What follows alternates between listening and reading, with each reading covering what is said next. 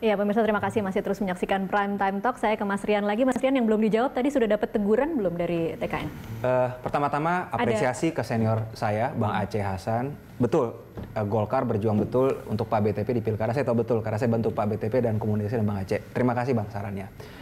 Kemudian teguran di TKN. Setahu kami, ketum dan sekjen kami sampai saat ini masih hubungannya baik sekali kok di TKN. Jadi masih ada rapat-rapat reguler. Jadi tidak ada reaksi apapun setelah pernyataan itu dikeluarkan? Karena saya katakan sekali lagi, ini tidak akan mengganggu soliditas dan tidak akan mengganggu Pak Jokowi. Karena orang milih Pak Jokowi bukan karena dasar partai koalisi solid atau tidak. Pilih Pak Jokowi karena Pak Jokowi punya pengalaman dan kerjanya. Akan ada seperti ini lagi dalam 4 minggu ke depan? Enggak lah, ngapain coba? Kan melakukan diferensiasi, mencoba merebut suara pemilih. Enggak juga lah, diferensiasi kami udah cukup dengan misalnya seleksi caleg, kita memastikan input di DPR nanti baik. Dan kami memastikan kami mengambil sikap-sikap politik untuk hal-hal yang partai nasionalis lain cenderung cari aman.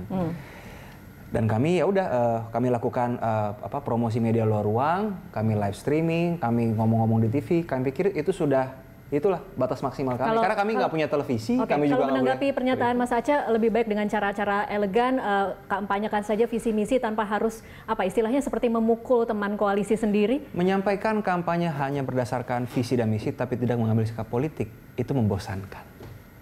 Orang-orang Indonesia sekarang hanya 11,7% punya keterkaitan erat dengan partai politik.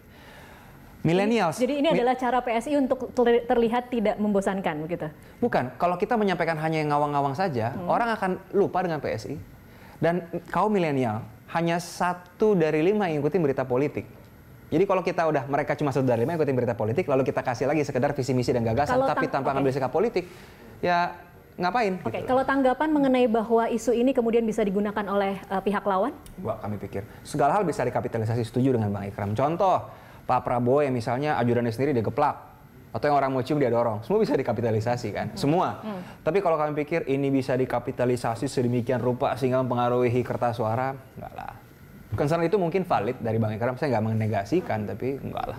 Oke, Mas Ikram, closing statement.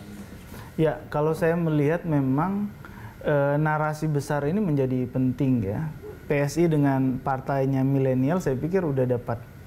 Secara simbol juga udah dapat, kemudian asosiasi ke Pak Jokowi, kalau kita lihat hari ini kan Bang Ernest ya, teman-teman PSI yang lain selalu tampil di depan nih, warawiri ke TV, saya pikir ada asosiasi Pak Jokowi. Namun saya pikir ini gimmick ya, dan saya pikir wajar partai Golkar juga PDIP akan menilai ini sebagai pertarungan ya.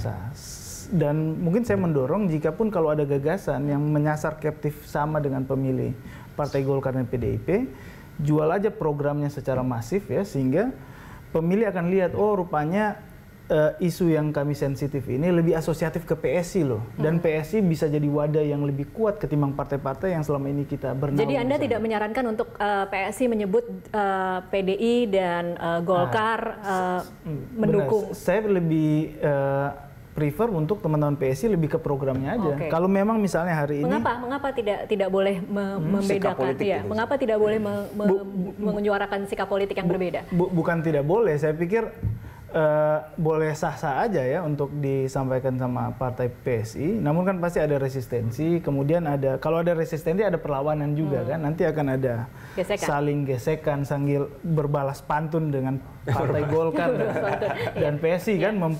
Dan di situ akan ada uji ya. Kalau akan ada uji siapa yang paling cocok di captive pemilih ini, Golkar akan menyebutkan track record mereka. Kami di kelompok yang moderat ya, yang progresif, ini loh yang kami lakukan. Dan saya pikir nanti akan lebih pertarungan yang satu konkret yang sudah dilakukan, kemudian nanti akan menguji seberapa besar komitmen PSI. Kirim kami ke DPR biar kami teruji. Baik, kita sama-sama saksikan apa impact-nya dari pembedaan diri dengan partai-partai koalisi ini nanti di 17 April. Kita akan saksikan hasilnya seperti apa. Tapi terima kasih Mas Ikram dan Mas Rian untuk waktunya bersama kami di Prime Time Talk. Dan pemirsa, demikianlah Prime Time Talk kali ini. Anda bisa mengirimkan informasi dan saran kepada kami melalui email di redaksi@berita1.tv atau follow kami via Twitter, Facebook, YouTube, dan juga Instagram.